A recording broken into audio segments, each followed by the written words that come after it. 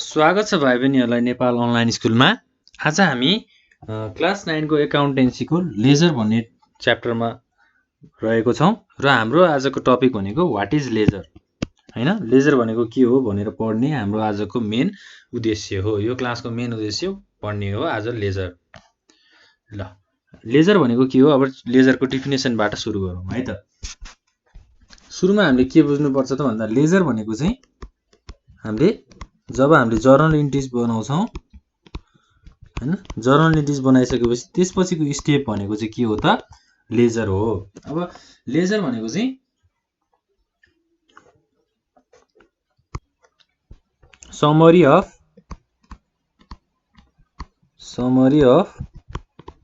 Financial transactions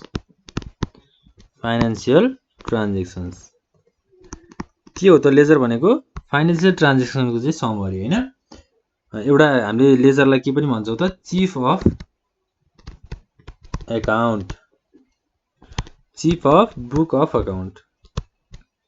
ल laser भनेको चाहिँ summary of financial transactions data recorded हैन, जसलाई चाहिँ हामीले लेजर भनेर भन्छौँ।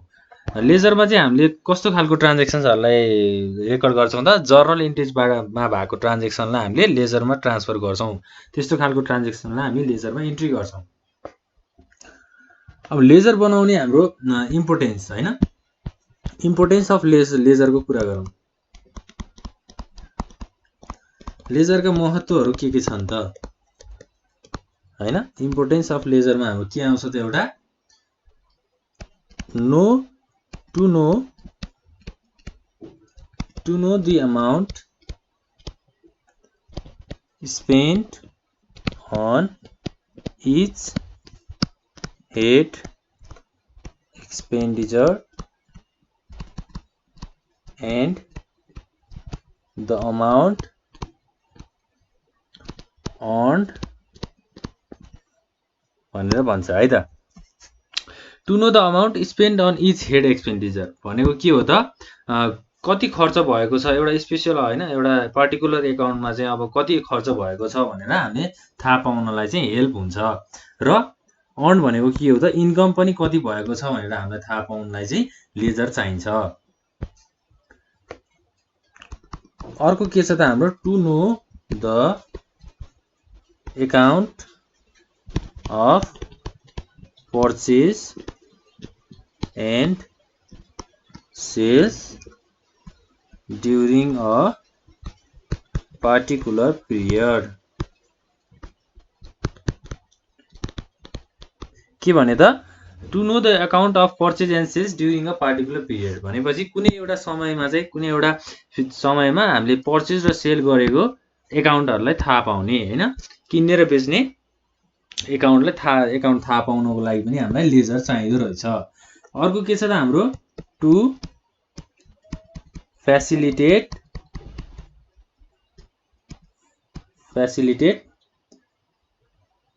the classify accounts into different heads। के भन्छ त? अब यसले क्लासिफाई अकाउन्ट्स हैन, अकाउन्ट्सहरू चाहिँ कस्तो टाइप्सको अकाउन्टहरू हो भनेर चाहिँ हामीले थाहा पाउने हैन। डिफ्रेन्ट हेड भनेको चाहिँ डिफ्रेन्ट अकाउन्टको हेडमा चाहिँ कस्तो अकाउन्टहरू छ भनेर थाहा पाउने कुरालाई पनि हेल्प गर्दो रहेछ। लेजरको चाहिँ एउटा महत्त्व चाहिँ यो छ। ल त्यसपछि अब फर्म अफ लेजर। अब लेजर बनाउने फर्मेटहरू चाहिँ कस्तो छ त भनेर कुरा गरौँ है त। सुरुमा हाम्रो लेजर बनाउँदा के हुन्छ त? डेट हुन्छ, पार्टिकुलर्स हुन्छ, त्यसपछि हाम्रो जर्नल फोलियो नम्बर भन्ने हुन्छ र हाम्रो अमाउन्ट हुन्छ। त्यसपछि फेरि date, particulars, journal folio number र अमाउन्ट। र हाम्रो लेफ्ट साइडमा डेबिट हुन्छ भने राइट साइडमा हाम्रो क्रेडिट साइड हुन्छ हैन। दुईटा साइड हुन्छ हाम्रो, डेबिट साइड र क्रेडिट साइड, जुन चाहिँ लेफ्ट साइडमा डेबिट, राइट साइडमा क्रेडिट। र हाम्रो कतिवटा कोलम हुन्छ त हाम्रो लेजरमा?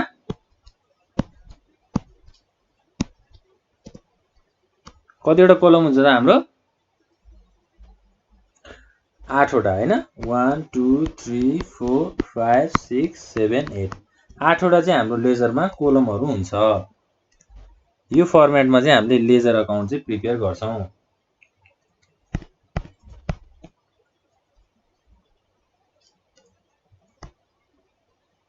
ल फर्म्स अफ लेजर हैन। अब सुरुमा हामीले डेटको कुराहरु गर्छौं भने कुनै पनि फाइनान्शियल ट्रान्ज्याक्सन्सहरुको डेट हैन त्यो एक्टिभिटीजहरु चाहिँ कहिले भएको हो भनेर डेट लेख्ने हाम्रो पोर्सनलाई डेट भन्छौं। त्यसपछि पार्टिकुलर्स भनेको ट्रान्ज्याक्सन्स हैन अकाउन्ट्स। अब कस्तो खालको अकाउन्टहरु प्रिपेयर भएको छ जस्तै जर्नलमा हामीले ट्रान्ज्याक्सन्सहरु रेकर्ड गर्दाखेरि कस्तो खालको अकाउन्टहरु चाहिँ जेनेरेट भएको छ त्यसलाई चाहिँ हामीले पार्टिकुलर्समा लेख्छौं हैन। त्यसपछि हाम्रो जर्नल फोलियो नम्बर छ। अब जर्नल फोलियो नम्बर भनेको चाहिँ कुन ट्रान्ज्याक्सन्स जर्नलको चाहिँ अब जर्नल बुकमा चाहिँ कति नम्बर पेजमा छ हैन। हाम्रो जर्नल भनेको त एउटा बुक जस्तो हुन्छ नि त। त्यो बुकमा चाहिँ हाम्रो अब कुन कति नम्बर पेजमा हामीले त्यो जर्नलको ट्रान्ज्याक्सन्सहरुलाई रेकर्ड गरेको छौं भनेर लेजरमा जर्नल फोलियो नम्बर भनेर लेख्छौं। त्यसपछि हाम्रो अमाउन्ट पोर्सनमा के लेख्छौं त हामीले अमाउन्ट हैन। अब कति कुन अकाउन्टमा हाम्रो कति अमाउन्ट छ भनेर पनि रेकर्ड गर्ने पोर्सनलाई हामीले के भन्छौं त अमाउन्ट सेक्सन भनेर भन्छौं। ल त्यसपछि अब हाम्रो rules of posting rules of posting.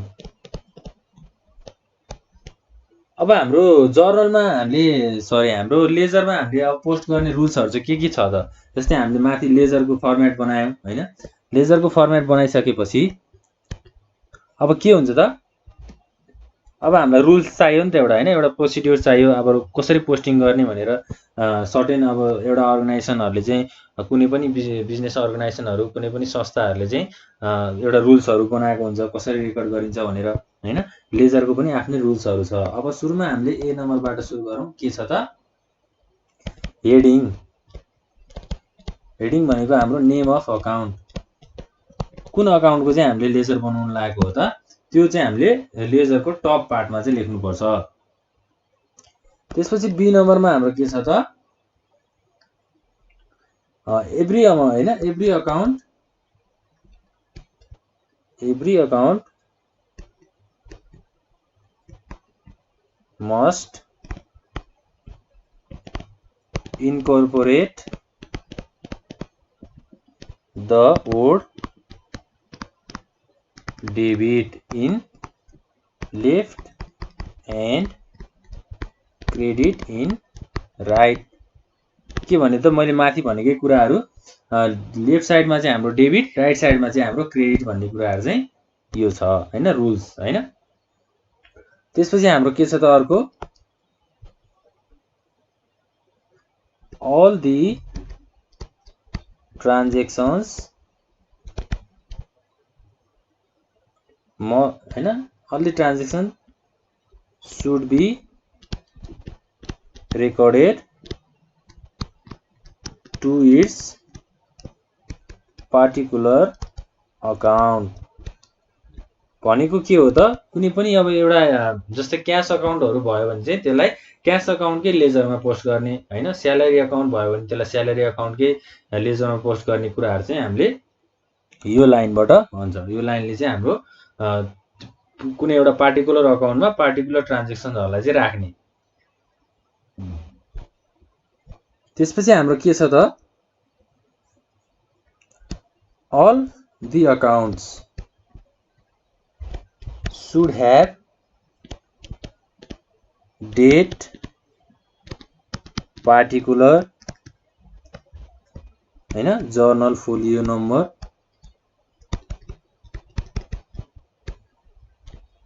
And amount.